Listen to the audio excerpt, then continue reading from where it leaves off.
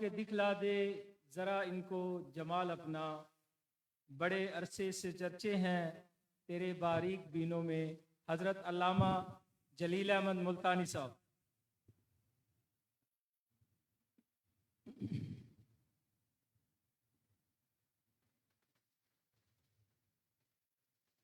نحمده ونصلي ونسلم على رسوله الكريم،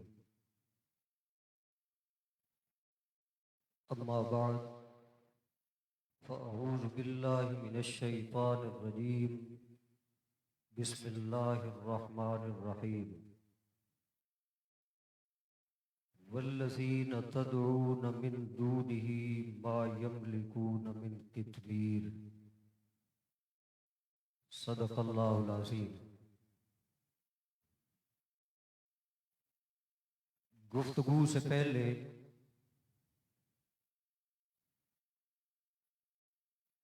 ایک تحریر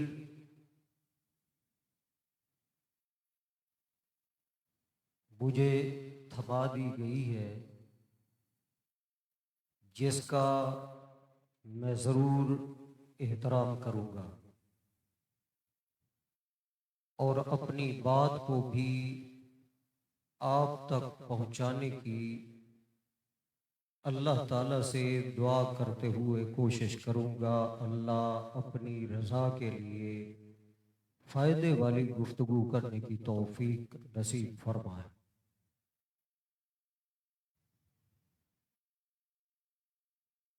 آج آپ کو ایک فیصلہ کرنا ہے۔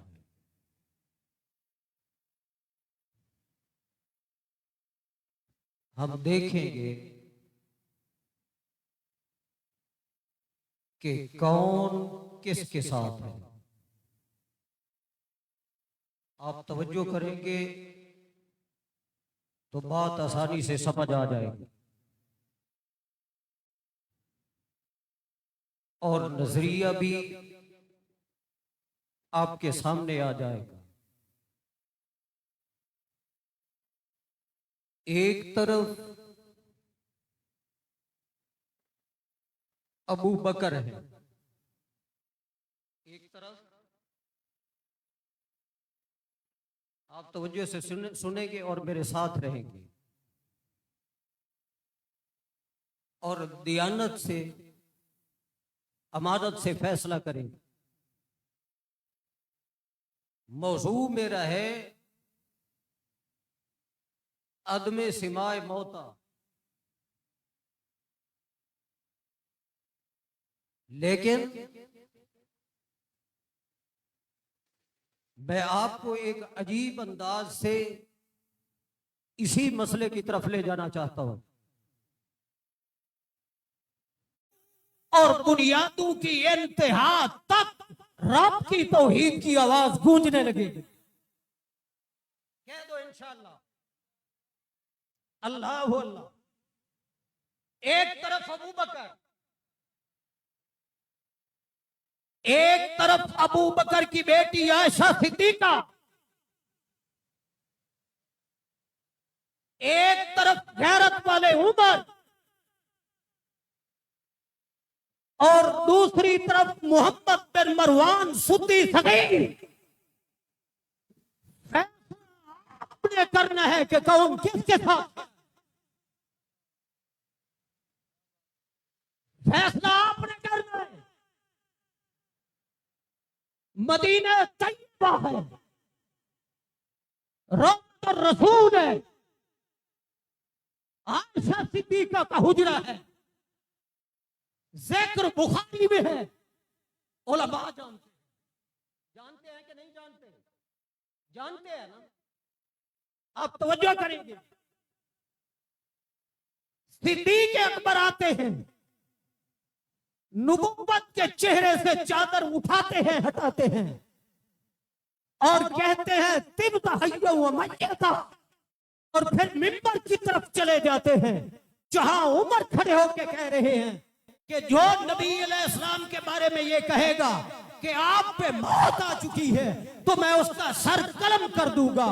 ابو بکر منبر پہ جاتے ہیں، اللہ کی ثنا کرتے ہیں، نبی علیہ السلام پہ درود پڑھتے ہیں اور قرآن کی تلاوت کرتے ہیں اور پڑھتے ہیں کہ ما محمد الا رسول قد خلت من قبلہ الرسل افإن مات، اور پھر فرماتے ہیں انکا میت و انہم میتون، پھر فرماتے ہیں کل نفس ذائقۃ الموت، اور پھر صحابہ کے درمیان اعلان کرتے ہیں کہ من کان منکم یعبد محمدا فإن محمدا قد مات۔ یہ کس کا اعلان ہے؟ ایسے نہیں، ایسے نہیں، یہ کس کا اعلان ہے؟ ابو بکر صدیق کا اعلان ہے کہ نہیں؟ ابو بکر کیا کہتے ہیں؟ ان محمدن قد، بولے بولے بولے، قد، ان محمدن قد، اشاعت التوحید والوں کو گستاخ رسول کہنے والوں، اشاعت التوحید والوں کو گستاخ نبی کہنے والوں، اشاعت التوحید والوں کو اولیاء کا منکر اور گستاخ کہنے والوں، آؤ میں تمہیں صدیق کے دروازے پہ لے جاتا ہوں۔ صدیق بھی کہتا ہے ان محمدن قد مات، اور اشاعت التوحید والے بھی کہتے ہیں کہ ان محمدن قد مات۔ اب لگاؤ فتویٰ، اگر اشاعتیوں پہ لگاؤ گے تو تمہارا فتویٰ ابو بکر صدیق پہ جائے گا۔ اشاعت التوحید والے ابو بکر صدیق کے ساتھ کھڑے ہیں۔ کس کے ساتھ کھڑے ہیں؟ کس کے ساتھ کھڑے ہیں؟ کہہ دو ہم مر جائیں گے، ابو بکر کا ساتھ نہیں چھوڑیں گے۔ تم ابو بکر سے محبت ساتھ مانتے ہو،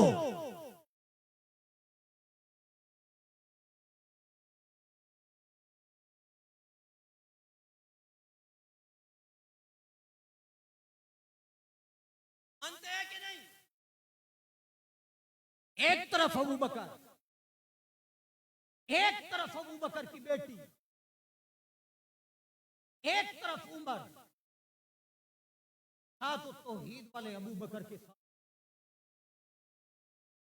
میں تمہیں یہ کہتا ہوں اگر تم تو اپنے مسلک پہ وہ دلیل لاؤ جس طریقے سے اشاعت التوحید والے ابو بکر کا۔ آپ کی بات ہے یا نہیں؟ ابو بکر صدیق، ابو بکر جیسا مر جاؤ گے، ابو بکر جیسا نہیں لا سکو گے، مر جاؤ گے، امی عائشہ جیسی وزنی دلیل نہیں لا سکو گے۔ جب آپ کے سامنے بات کی جاتی ہے تو امی صاحبہ قرآن کی آیت پڑھ کے فرماتی ہیں کیف یقول رسول اللہ صلی اللہ علیہ وسلم ھذا وقال اللہ تعالی انک لا تسمع الموتى، انک لا تسمع۔ سٹیج پہ بیٹھنے والے علماء چاہے اشاعت التوحید کے ہیں یا اشاعت التوحید کے علاوہ، میں ہاتھ باندھ کے عرض کرتا ہوں آپ فیصلہ کرو کہ اشاعت التوحید والے کس کے ساتھ کھڑے ہیں اور جو حیات کا قائل ہے وہ کس کے ساتھ کھڑا ہے۔ ہم ابو بکر کے ساتھ ہیں، ہم ابو بکر کی بیٹی کے ساتھ ہیں۔ امی صاحبہ کیا فرماتی ہیں؟ انک لا تسمع الموتى، وہ کہتے ہمیں عبد تو ان کو لا، میں صدیق کی بیٹی کو لاتا ہوں۔ سارے جگ کے فہم کو قربان کروں صدیق کی بیٹی کے فہم پہ۔ امی جیسا فہم کسی کا نہیں ہے۔ اگر میں کہتا ہوں آؤ میدان میں کہو کہ عائشہ کا یہ مذہب نہیں ہے نا، ادھر ادھر نہ جاؤ، اپنے مذہب کے وزنی پیش کرو، وزنی دلیل پیش کرو۔ میری امی قرآن کی دلیل پیش کر کے کیا کہتی ہیں؟ انک لا تسمع الموتى، انک لا تسمع الموتى سے فہم عائشہ یہ ہے کہ مردے نہیں سنتے۔ اگر تیرے اندر جرأت ہے ایسی دلیل لا تو اس طرح وزنی ہو جس طرح سے میری دلیل۔ اور آگے چل، عمر اللہ تعالی عنہ وہ صحابی جس کے بارے میں نبی علیہ السلام فرماتے ہیں اگر میرے بعد کوئی نبی ہوتا تو عمر ہوتا، میرے بعد نبی ہوتا تو عمر ہوتا۔ صدیق کی دلیل پیش کی، نبی فرماتے ہیں جنتی دیکھنا ہے تو ابو بکر کو دیکھو۔ عائشہ کی عظمت دلیل پیش کی اپنے عقیدے پہ، عظمت یہ ہے کہ تہمت لگی تو رب نے قرآن اتار دیا، رب نے قرآن اتار دیا۔ عمر کی عظمت دیکھو، عمر کی عظمت دیکھو، نبی فرماتے ہیں میرے بعد نبی ہوتا تو عمر ہوتا۔ عمر کی شخصیت پہ اعتماد، عمر کی غیرت پہ اعتماد، عمر کے بولنے پہ اعتماد، عمر کی جرأت پہ اعتماد، عمر کی بہادری پہ اعتماد، عزت اسلام عمر، غیرت والا عمر۔ جب میدان بدر میں نبی علیہ السلام کنویں میں ڈال کر لاشوں کے اوپر چڑھ کے چھڑی چبھو کے ان سے بات کرتے ہیں اور کہتے ہیں کہ اب مزہ چکھ لیا، تو عمر بول اٹھتے ہیں اور عرض کرتے ہیں اتکلم اجسادا لا ارواح لها، یا رسول اللہ ان مردوں سے کلام کیسے جن میں روح بھی موجود، ان مردوں میں روح موجود، بولے روح موجود، اور روح کے واپس آنے کے قائل ہو۔ میں کہا کرتا ہوں کہ دنیا دلائل کے یتیموں، دنیا دلائل کے یتیموں، اور یہ میں ویسے بات نہیں کر رہا، قسم اللہ کی ہر باطل فرقے کا آدمی اپنے مذہب پہ وزنی دلیل لاتا ہے، چاہے وہ جھوٹی ہوتی ہے، چاہے وہ کیا ہوتی ہے، چاہے وہ کیا ہوتی ہے، جھوٹی ہوتی ہے۔ علم غیب پہ بھی دلیلیں لائیں گے لوگ اگرچہ وہ جھوٹی ہے، اور اسی طریقے سے نور پہ بھی دلائل لائیں گے اگرچہ وہ جھوٹے ہیں۔ لیکن میں ایک بات آپ کو بتا دوں، واحد یہ طبقہ ہے، میں اللہ کو گواہ کر کے کہتا ہوں، نہ قرآن ان کے پاس ہے، نہ صحابہ ان کے پاس ہے، نہ صحیح حدیث ان کے پاس ہے، شرمندہ ہو کے دنیاوی عام سی کتابوں میں منہ ڈالتے ہیں۔ میں ان کو چیلنج کرتا ہوں، اور دنیا دلائل کے یتیموں تم مر جاؤ گے، عیسائیوں کے دلائل کا مقابلہ نہیں کر سکو گے۔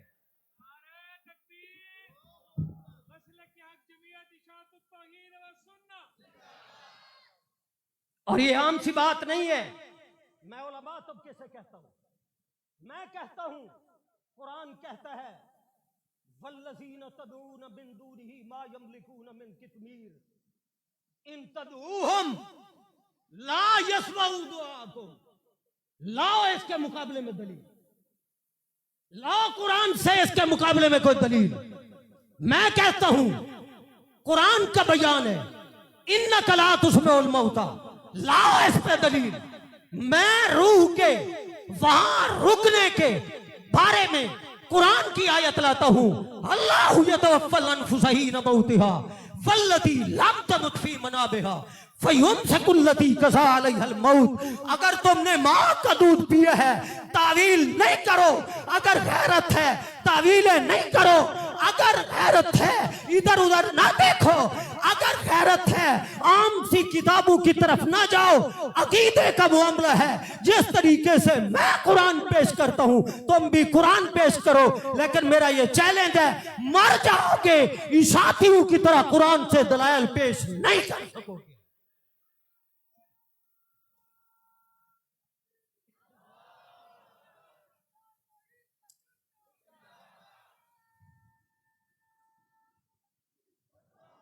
ابو بکر ہمارے ہیں، سٹیج پہ دعوے کر کر کے پسینہ پسینہ ہو جاتے ہو کہ ہم ابو بکر کی ذات مانتے ہیں۔ میں کہتا ہوں ذات بھی مانو، بات بھی مانو۔ یا تو یہ دعویٰ کرو کہ بات نہیں ہے ابو بکر کی، اگر ہے تو پھر عیسائیوں کی طرح ماننا ہوگا، یا تو کہو کہ بات نہیں ہے، اگر ہے تو پھر ماننا ہوگا۔ عمر مانتے ہو عمر کو؟ اشاتیو مبارک ہو، ابو بکر بھی تمہارا ہے، عائشہ بھی تمہاری ہے، عمر بھی تمہارا ہے۔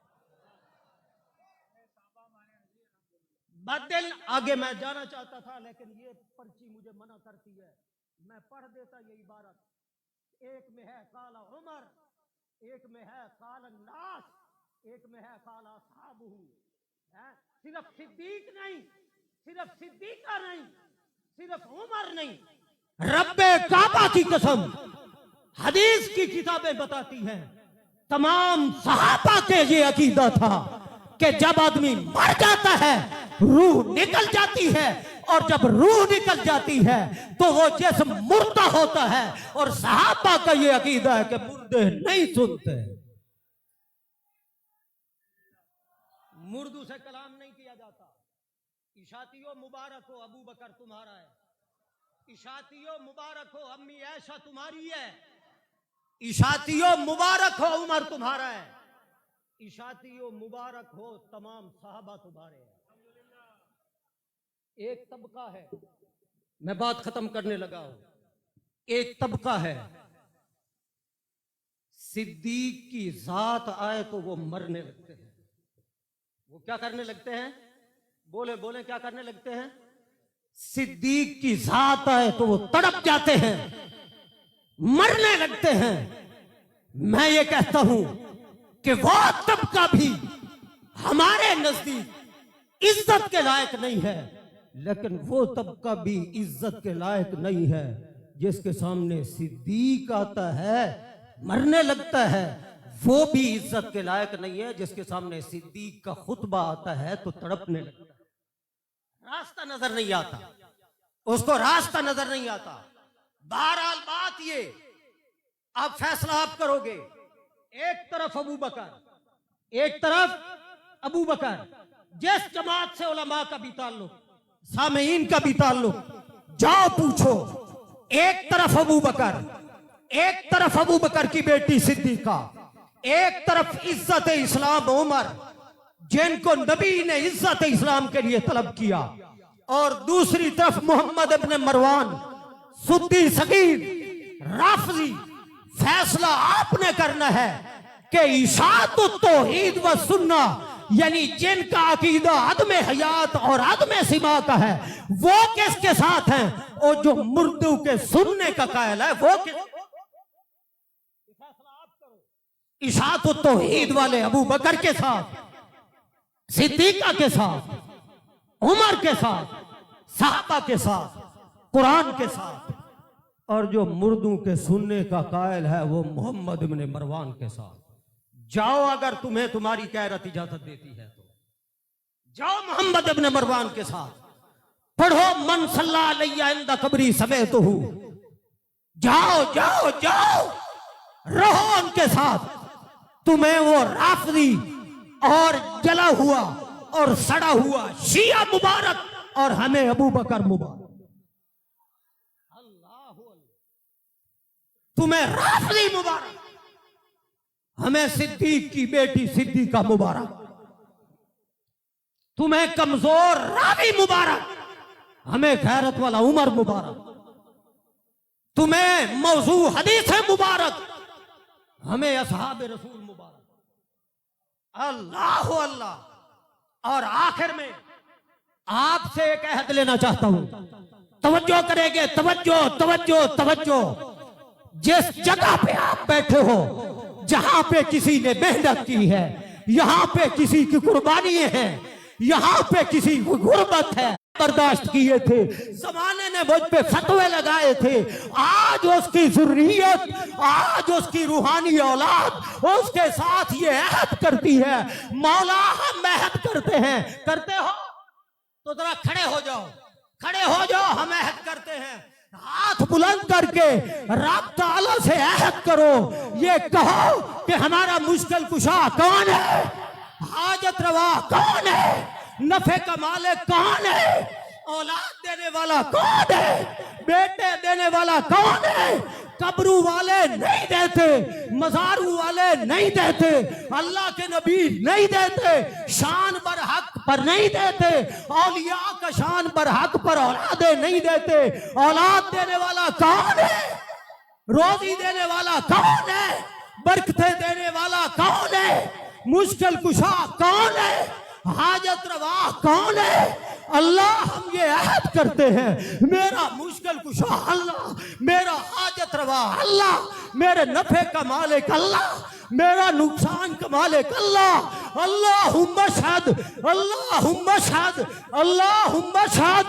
ऐ आलिमुल गैब मेरे अल्लाह, हम तुझे गवाह बना के कहते हैं, मर जाएंगे, मिट जाएंगे, औलादे कुर्बान करेंगे, जायदाद लगा देंगे, वक्त खर्च करेंगे, पर तेरी सिफात को गैरुल्लाह में तकसीम होना बर्दाश्त नहीं करेंगे।